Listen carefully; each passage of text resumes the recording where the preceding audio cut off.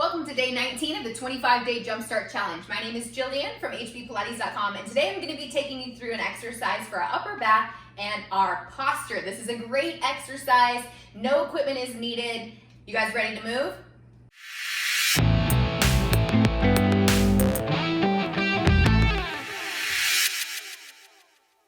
All right, so you'll notice my feet are chopped off today. That's because the placement of my feet is not really that important for this one. We're gonna focus really on the upper back, and we're gonna be doing a back fly. So in this particular exercise, I'm gonna do a variation with my arms kind of in this position here. I wanna show you a couple things that are really important for this exercise. So when we're doing this exercise here, doing this back fly, we wanna be careful that we don't turn our shoulders in like this. That would look like this.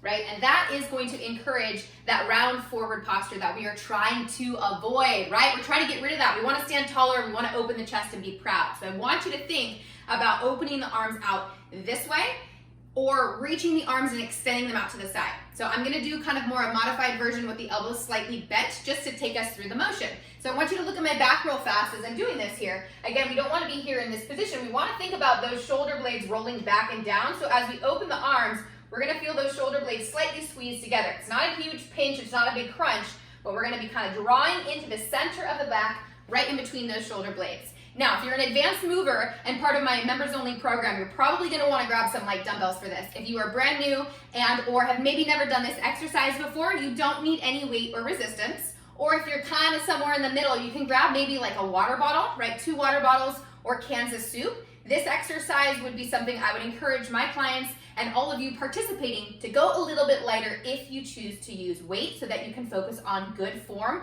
and activation. To add a little extra, we're gonna take a tiny hold before we release every time. So here's our position to start in. We're gonna be slightly bent. I know you can't see my feet, but that's okay. We're gonna be slightly bent and hinged at the hips here, and we're gonna be reaching those arms out to the side like this and drawing them back together, focusing on keeping the spine long. So this position alone for many people is already going to start to be challenging because now all of our back muscles have to engage and we have to have our core muscles firing for support. So we want to make sure we're not like this and that we're not like this. So somewhere in between, going back to that hinge, right, like when we did our squats before. So a little hinge forward. Maybe if it's too much for you, you just sit in a chair and I want you to just do a little rhomboid exercise like this, okay? Let's move. So find your position. If you're going to use weights, grab them. Tummies are engaged, long spine here. We're gonna let those arms just hang. We're gonna start in 3, in 2, and here we go.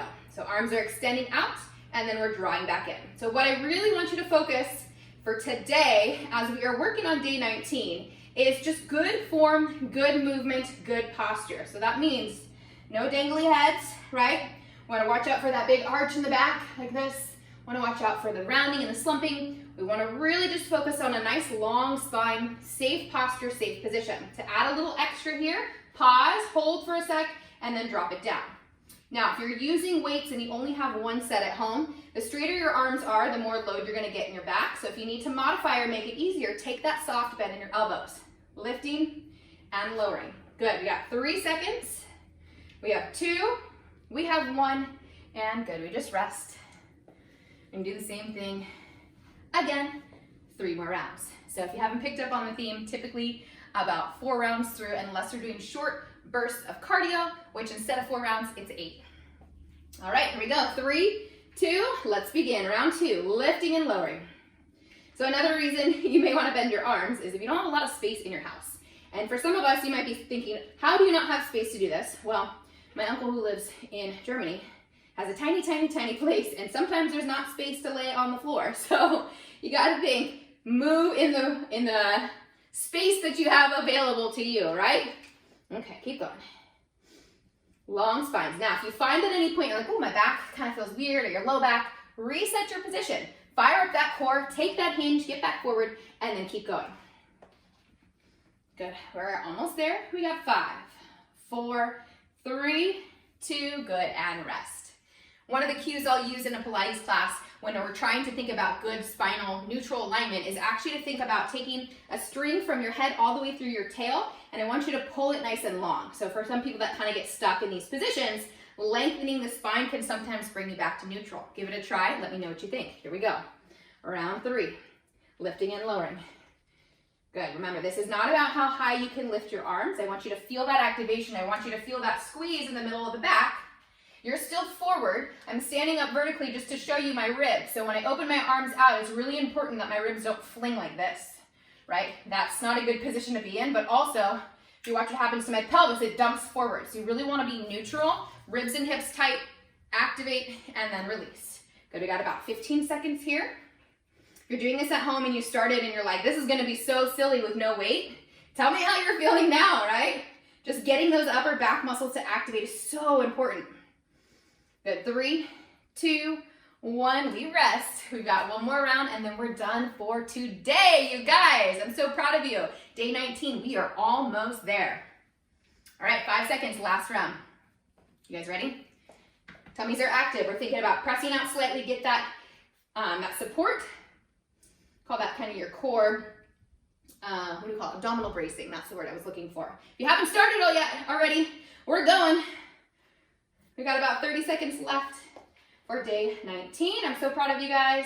So cool to see how many people have joined this challenge worldwide. We've got people in Canada, we've got people in the UK, we've got people in Australia. I'm sure some more other really cool places. A lot of friends in the US, local to California.